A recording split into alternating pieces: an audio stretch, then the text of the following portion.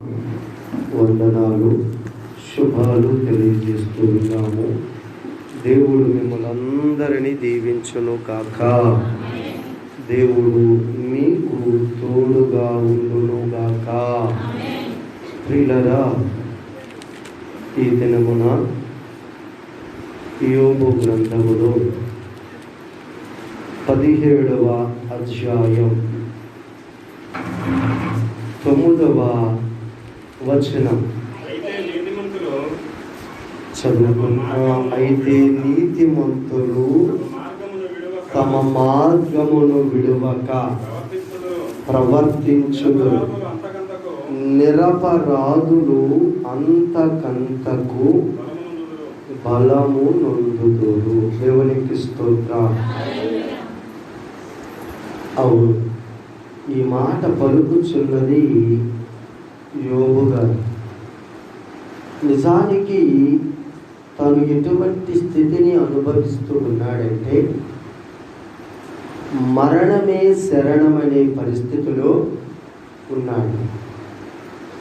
ఆ స్థితిలో ఉంటూనే గొప్ప మాటలను పలుకుతూ ఉన్నాడు. ఒక మాట చెప్పడానికి ఇష్టపడతాను. మాటలు చెప్పటం వేరు, అటువంటి పరిస్థితుల్లో ఆ మాటకు కట్టుబడి నిలబడటము వేరు. లోకములో అనేక మంది చాలా మాటలు చెప్తారు, చాలా మాటలు పలుకుతారు. కానీ ఆ మాట కొంతమంది మాత్రమే నిలబెట్టుకునేవారు ఉంటారు. ఆ మాటకు కట్టుబడేవారు కొద్ది మంది మాత్రమే ఉంటారు. యోబు అయితే ఒక చక్కటి మాటను చెప్తూ ఉన్నాడు. అయితే నీతిమంతులు తమ మార్గములను విడువక ప్రవర్తిస్తారు. అవునండి, నీతిమంతుడు అనగా యేసు రక్తము చేత కడగబడి తమ పాపములను ఒప్పుకొని విడిచిపెట్టి యేసును రక్షకుడుగా అంగీకరించి నమ్మి బాప్తిస్మము పొంది పరిశుద్ధ జీవితములను జీవించిన వారు నీతిమంతులు. అవును, నీతిమంతులు అనుకుంటే చాలదు. ఆ నీతి ఎప్పుడు ఉండాలంటే కష్టములో ఉన్నప్పుడు కూడా నీతిగా ఉండాలి, నష్టము వచ్చినప్పుడు కూడా నీతిగా ఉండాలి, శ్రమ వచ్చినప్పుడు కూడా నీతిగా ఉండాలి, ఇబ్బంది వచ్చినప్పుడు కూడా నీతిగా ఉండాలి. ఏ పరిస్థితుల్లో కూడా నీతి ప్రవర్తన కలిగిన వారిగా ఉండాలి. నీతిమంతుడు ఆ నీతి మార్గమును విడిచిపెట్టకుండా ప్రవర్తించారు. అప్పుడే వారు నీతిమంతులని చెప్పగలం. గమనించండి, ఇది చాలా కష్టముతో కూడిన పని. ఎందుకు ఈ మాట చెప్తున్నానంటే, యోబు గారు ఈ మాట పలకడానికి అర్హుడు. ఈ మాట పలికాడమే కాదు, ఆయన ఆ మాటకు తగినట్టుగా ఆయన జీవిస్తూ ఉన్నాడు. ఒకే రోజులో తన ఆస్తంతా పోయింది. ఒకే రోజులో తన బిడ్డలందరూ చచ్చిపోయారు. తన శరీరము బలహీనమైపోయి కుళ్ళిపోయినంత పరిస్థితిలోనికి వెళ్ళిపోయింది. నేను ఈ రోజున ఇంకొక రీతిగా ఆలోచన చేస్తూ ఉన్నాను. ఏంటి, తన కళ్ళ ముందర తన ఆస్తంతా పోయింది. ఏ ఆడదాయి బాధపడకుండా ఉంటారు చెప్పండి? ఎంత బాధ. మరి ముఖ్యంగా ఆస్తి పోతే ఎక్కువ బాధపడేది ఎవరంటే ఆడవులే. చిన్న వస్తువు పడిపోయినా, చిన్న వస్తువు పగిలిపోయినా పదే పదే వాళ్ళు ఏం చేస్తారమ్మా? బాధపడుతుంటారు. చిన్నదైతే కోట్ల ఆస్తి పోయింది, ఎంత బాధపడుతుంది? సామాన్యమా? అంతేకాదు, తన కడుపున పుట్టిన 10 మంది బిడ్డలు చచ్చిపోయారు, ఎంత ఏడుస్తుంది, ఎంత కృంగిపోతుంది ఆ తల్లి. నిజమే, కొద్దిగా మన బిడ్డలకు బాగులేకపోతేనే కృంగిపోయే తల్లులు ఉన్నారు కదా. 10 మంది ఒకే రోజు చచ్చిపోతే ఎంత ఎంత ఎంత అసలు మనిషిగా ఉండగలదా? పొజిషన్ ఎంత వేదన చెందుతుందా మహాతల్లి.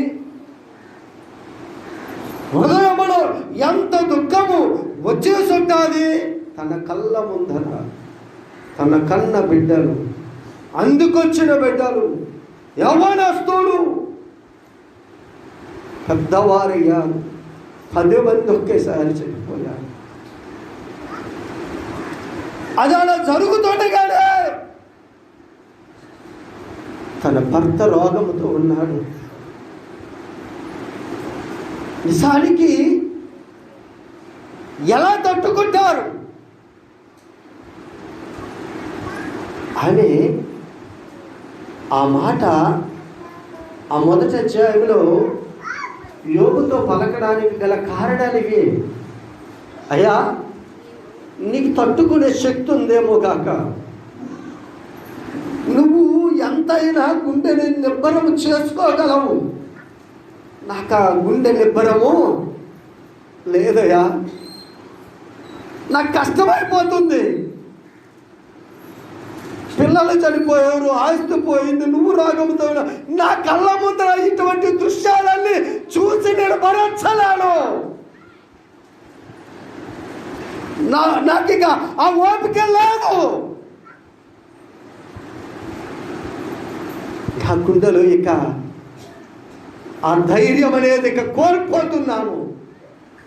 ఇక నీ కింద భర్తగా ఉండి నీ కింద నేను చేయలేక, ఒక ప్రక్క ఏడవలేక, ఒక ప్రక్క దుఃఖపడలేక ఎంత నేను అనుభవిస్తున్నాను. ఈ పరిస్థితి నేను భరించలేను. కాబట్టి ఏమైనా దేవుడును దూషిస్తే నువ్వు చచ్చిపోతావేమో, ఇక నా కళ్ళ ముందు ఇవేమిక కనబడవు, నువ్వు చచ్చిపోతే నేను చచ్చిపోతాను. ఆమె అనలేదు కానీ ఆ మాట ఇచ్చుమించే ఆ పరిస్థితిలో ఆమె ఉంది.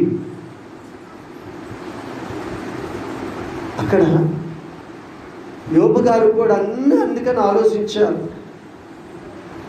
10 మంది బిడ్డలను కన్నాది, ఇన్ని సంవత్సరాలు కాపురం చేసిన తన భార్య ఎటువంటిదో తనకి బాగా తెలుసు, చాలా మంచిది,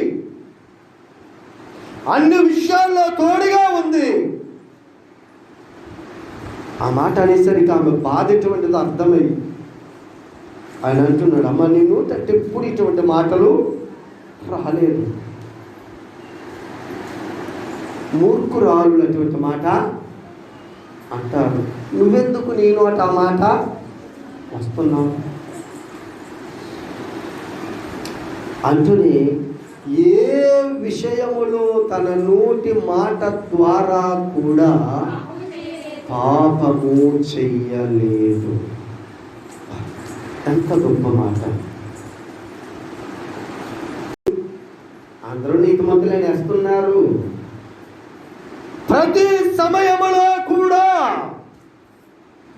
ప్రతి పరిస్థితులలో కూడా, ప్రతి ఇబ్బందులలో కూడా నీతి ప్రవర్తనను, ఆ నీతి మార్గములను జీవిస్తూనే ముందుకు సాగాలి. నిజమే. అటువంటి వారే ఆ పరిశుద్ధ పర్వతము మీద నివసిస్తారని కీర్తనల గ్రంథం 15వ సంకీర్తన చూడండి 3వ చరణం. అతివాడు నాలుకతో కుండములాడడు, తన చిలికానికి కీడు చేయడు, తన పొరుగు వాడి మీద నిందను మోపడు. అతని దృష్టికి నీచుడు అసహ్యుడు. అతడు యెహోవా యందు భయభక్తులు గలవారిని సన్మానించును. అతడు ప్రమాణము చేయగా నష్టము కలిగినను. అమ్మా, నష్టము కలిగినమ్మా, యోబుకి నష్టమే కలిగింది, కష్టమే కలిగింది. కానీ ఆ విషయములో కూడా దేవుని దూషించాలి, దేవుని విరోధముగా పాపము చెయ్యలే. అవునండి, నష్టము కలిగిన సామాన్యమా? ఒక రీతిగా తాను తన నీతి ప్రవర్తనను బట్టి ముందుకు అడుగు వేస్తూ ఉన్నాడు. నష్టము కలిగినను నీతిని విడిచిపెట్టటము లేదు. మరొకసారి మరొక మాటను చూడడానికి ఇష్టపడతాను. దావీదు తాను ఒక రీతిగా సౌలు రాజుకు మేలు చేశాడు. మొదటి సమూయేలు గ్రంథం 19వ అధ్యాయం 5వ వచనం. అతడు ప్రాణమునకు తెగించి ఆ ఫిలిష్తీయుడిని చంపగా యెహోవా ఇశ్రాయేలీయులకందరికీ గొప్ప రక్షణ కలుగజేశాడు. అది నీవే చూచి సంతోషించితివి కదా. నిష్కారణముగా ఏ కారణము లేకుండా దావీదును చంపి నిరపరాధి యొక్క ప్రాణమును తీసి ఎందుకు పాపము చేస్తావని చూడండి, కొడుకు తండ్రికి చెప్తున్నాడు. సౌలు రాజుకి తన కుమారుడైన యోనాతాను గారు చెప్తున్నారు, ఏంటి నాన్నగారు, ఒక మాట, దావీదును చంపాలనుకుంటున్నావు, కారణం ఏంటి? అతడు తన ప్రాణాలకు తెగించి ప్రాణమును కూడా లెక్క చేయకుండా ఆ రోజున ఫిలిష్తీయుడైన గొలియాతుతో యుద్ధము చేయడానికి వెళ్ళాడు. ఒక మాట నాన్నగారు, నేను వెళ్ళానా? నేను అంటున్నా, అక్కడ అలా లేదు. కానీ నువ్వు వెళ్ళావా? ఇంతమంది సైనికులు ఉన్నారు, వెళ్ళారా? ప్రాణాలకు తెగించెళ్ళాడు. ఆ ఫిలిష్తీయుడిని చంపి ఆ రాజ్యాన్ని మరలా నీకే ఇచ్చాడు కదా. ఆయన నిర్దోషి. అటువంటి నిరపరాధిని నువ్వు చంపేసి పాపం ఎందుకు చేస్తావు అంటున్నాడు. నిజమే, ఒక్కొక్కసారి కొంతమంది ఏం చేస్తారు వారికి తెలియదు. మేలు చేసిన వారికి కూడా కొంతమంది ఏం చేస్తారమ్మా? అలా చేస్తే ఏమవుతుందో తెలుసా మీకు? యోబు గారు పలికిన ఆ మాటల్లోనే ఆ యోబు గ్రంథం 17వ అధ్యాయం 5వ వచనం, ఎవడు తన స్నేహితులను దోపు సొమ్ముగా ఇచ్చుడో అటువంటి వారి పిల్లల కన్నులు ఏమవుతాయి? క్షీణిస్తాయి. నిన్ను నమ్మిన నీ స్నేహితులని, నిన్ను నమ్మిన నీ వారిని నువ్వేం చేయకూడదు? మోసం చేయకూడదు, దగా చేయకూడదు, దుర్మార్గంగా ప్రవర్తించకూడదు. వారు సొమ్మును అన్యాయముగా తీసుకోకూడదు. అలా చేసి నువ్వేం గొప్పదానం అయిపోతావా? అవ్వా. మరేంటి? నీతోటే బాధ నీ పిల్లలకు కూడా వస్తారు. ఏంటట? అడున్నమాట అంతేనమ్మా.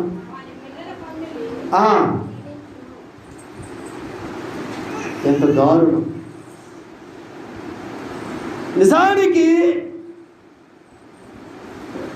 దావీదు సౌలుకు మేలే చేశాడు.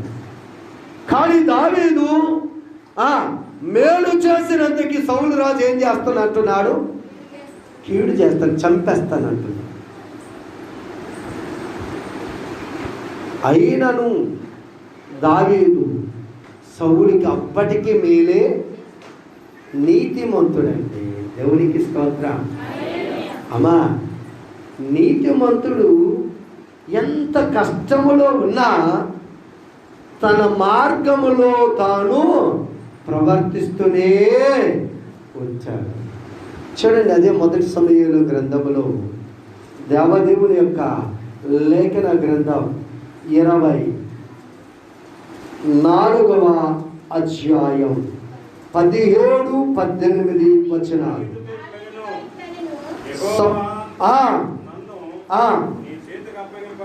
నీ చేతికి అప్పగింపగా నన్ను సంపక విడిచినందుకు ఈ దినమున నీవు నా అపకారమునకు ఉపకారము చేసిన వాడవై నా ఎదుట నీకు ఉన్న ఉపకార బుద్ధిని వెల్లడి చేసితివి గనుక నీవు నాకంటే నీతి పరుడవు. దేవునికి గట్టిగా స్తోత్రం చెప్తామా?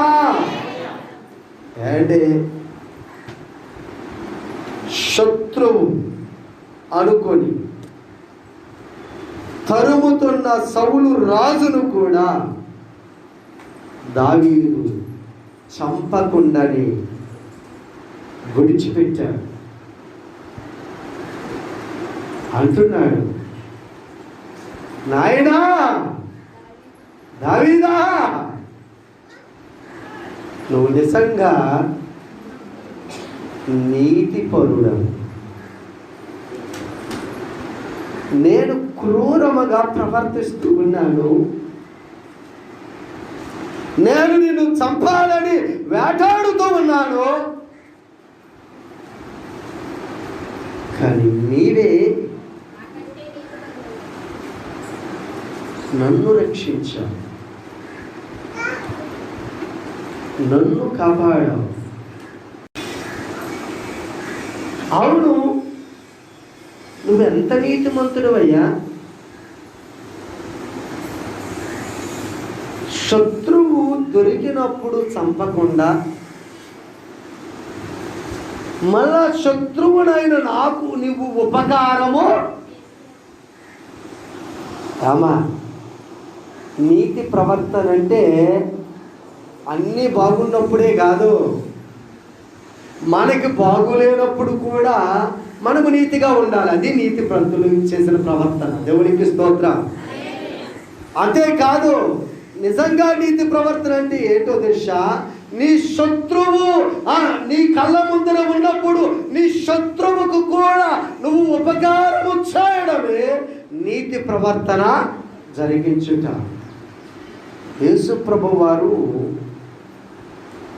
లూకాసు వార్తలో 6వ అధ్యాయములో 35వ వచనం 36వ వచనం చెప్పారు. మీరైతే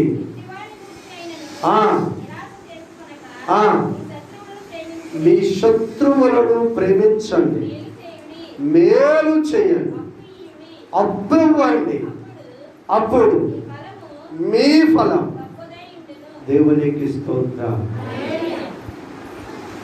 ఎవరికి అమ్మ? ఎవరికి? శత్రువులకి. నన్ను క్షమించండి, మనోళ్ళకే మనం మేలు చెయ్యం, ఇంకా శత్రువులకే. కానీ చేతులెత్తి ఎలుగెత్తి గట్టిగా ప్రార్థన చేసేస్తాం. అది ఎలా? అది నీకు మంచిదా? మొదట క్రియలు కూడా కనబడాలి. ప్రార్థన చేయాలి, తప్పదు. నిజంగా ఎలుగెత్తి ప్రార్థన చేయాలి. అయితే ముందు నువ్వు క్రియలను కూడా నా యేసు ప్రభు వారిని గురించి నేను మాట్లాడబోతున్నాను. ఆ గొల్గొతా కొండకు రాక మునుపు ఆ ఒలీవల కొండ దగ్గర ఆయన ప్రార్థన చేస్తున్న సమయంలో ఆ ఇస్కరియోతు యోధ ఆ సైన్యాన్ని తీసుకొని వస్తూ ఉన్నప్పుడు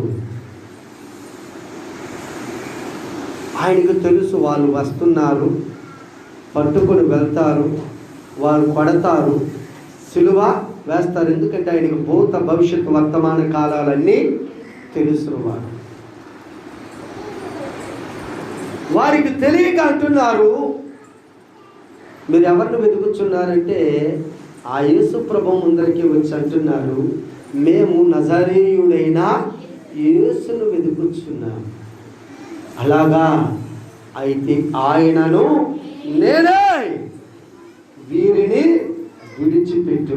దేవునికి గట్టిగా స్తోత్రం చెప్పండి.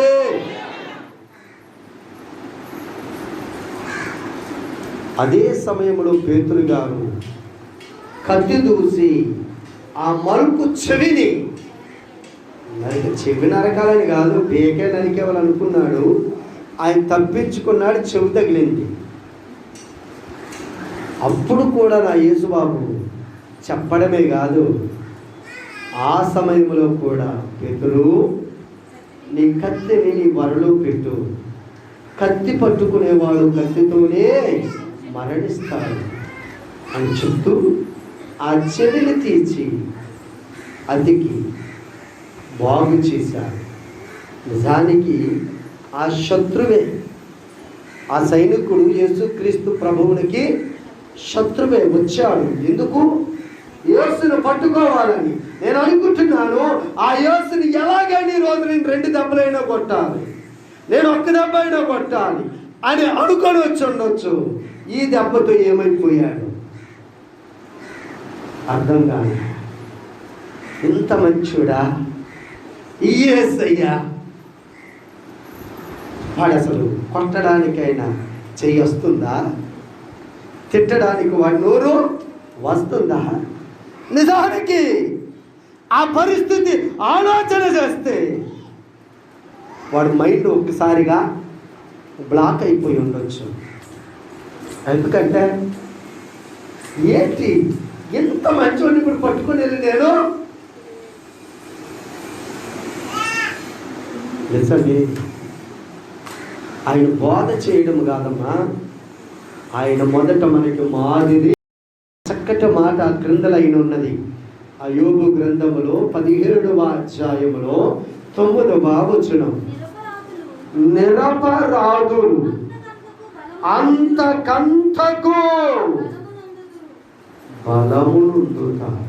అమ్మా, నువ్వు నిజంగా దేవుని వాక్యానికి కట్టుబడి ఉంటే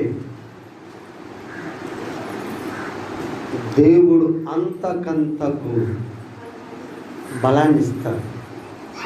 దేవుడి వాక్యములో కీర్తన గ్రంథం 84వ సంకీర్తనలో 11వ చరణంలో ఉంటుంది కదా, దేవుడైన యెహోవా సూర్యుడును కేడమునై ఉన్నాడు. యెహోవా కృపయు ఘనతయు అనుగ్రహించు, యథార్థముగా ప్రవర్తించు వారికి ఆయన ఏ మేలును చెయ్యకుండా మానడు. అమ్మా, ఖచ్చితంగా అన్ని మేలులు నీ ఎడల జరిగిస్తాడు, చేస్తాడు.